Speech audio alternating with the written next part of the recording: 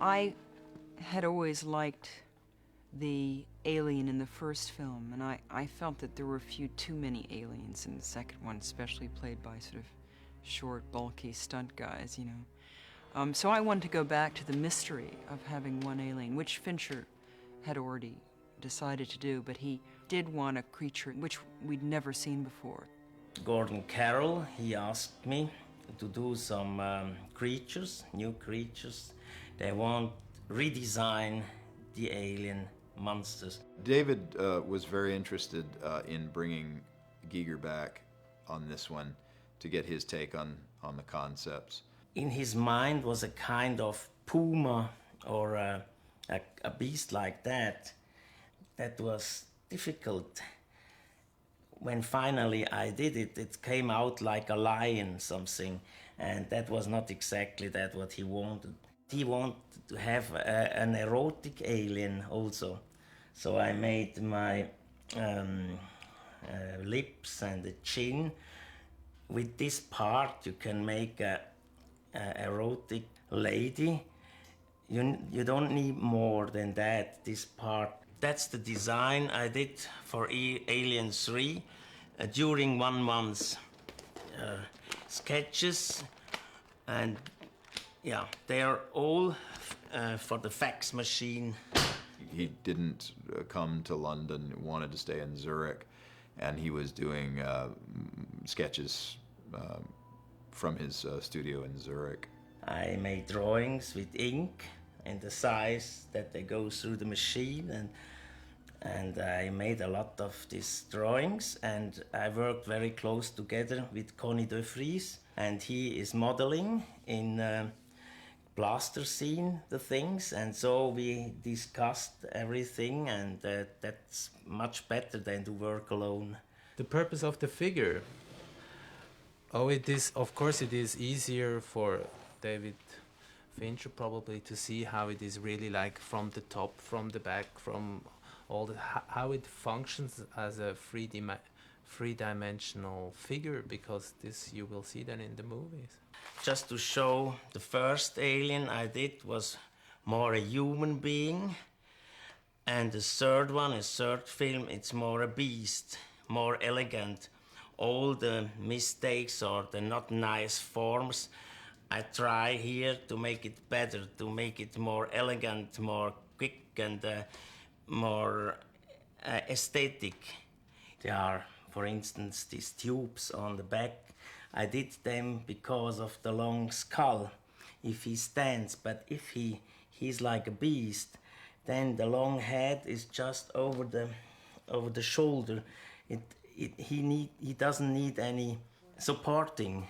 This is also an idea of Giger and me, the kind of the swords in between of the fingers. So he can like touch and suddenly swatch, the swords are coming out through the fingers. There was this short chest. I make it longer, I made longer legs like a spider, not.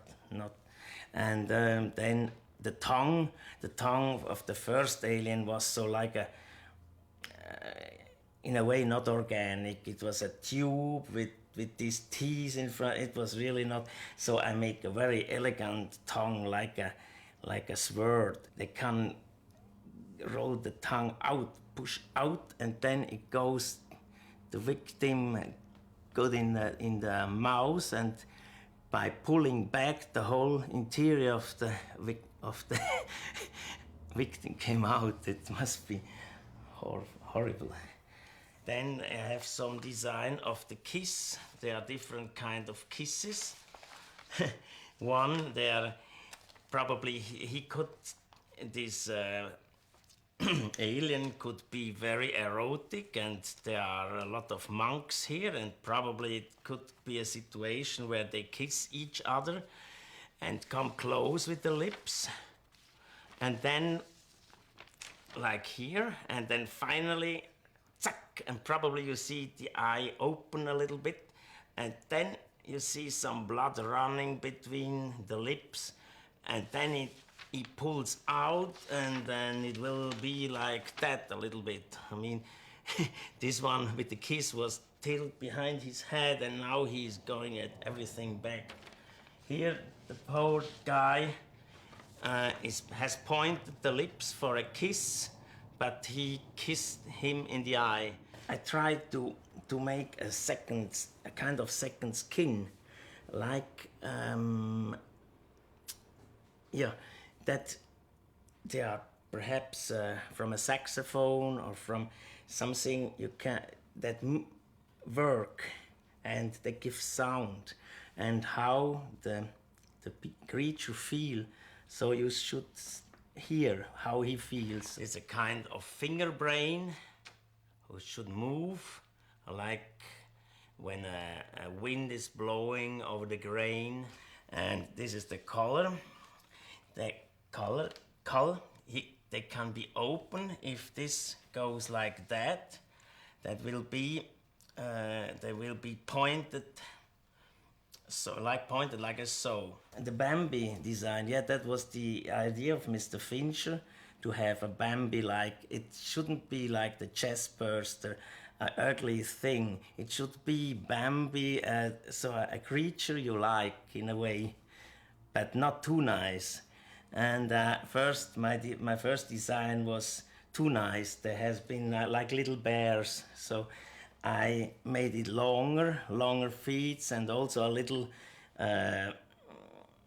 like Bambi is a little helpless. That it's the ox who was attacked by a face hugger. They didn't know, and they cut him off, and then the baby alien came out. The baby alien looked like... If we were to incorporate all of Giger's designs, I think it just would have been impossible. He had so many ideas. In a kind of sack, or in a kind of... And we were at a point where we had to just dive into it. You know, we had sort of lost time during the months while the script was being revised without the start date being pushed. And when that script was ready, it's like you had to jump on it right away, so there was no more time to really develop things in tandem with Giger. And Fincher was looking at sculptures we were doing, and he was totally, satisfied with where we were going. It was just 1 month's time to talk, and then I didn't hear anything. I think they had no time to do it. I think I did too much for them, and the time was short, and I think the idea is okay, but it would be great to have it. We took our cues from David, mostly. The Bambi burster was the exception to that, and I think David really liked what Giger drew for the Bambi burster. So our goal on Alien 3 became, since there's one alien, to really focus on that alien and to make it everything that Giger's artwork says it is. All those images, what they evoke, and how we could tie that into a world of foam rubber and fiberglass and everything we need to do to make the thing move, and make it seem alive. Even down to the whole paint scheme. The whole paint scheme was derived from his what we interpreted as his palette that he was using on these characters. We had a couple of phone calls where we actually spoke with Giger, and at the time he told us that he was working on a sculpture. He was doing a full-size maquette of the alien in his studio.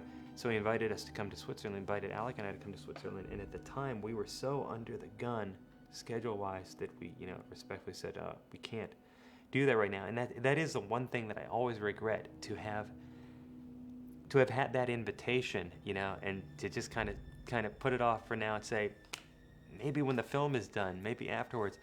And then, of course, by the time the film was done, he wasn't involved at all, and the offer was no longer there, and I think things were strained by then between Giger and Fox. And unfortunately, we became part of the enemy. Ironically, our best interests were, how can we present Giger's work in a way that is respectful of Giger's work? But by the end, I know subsequently in the years since then, he just has not responded favorably to what we've done, in terms of how we've looked at the alien.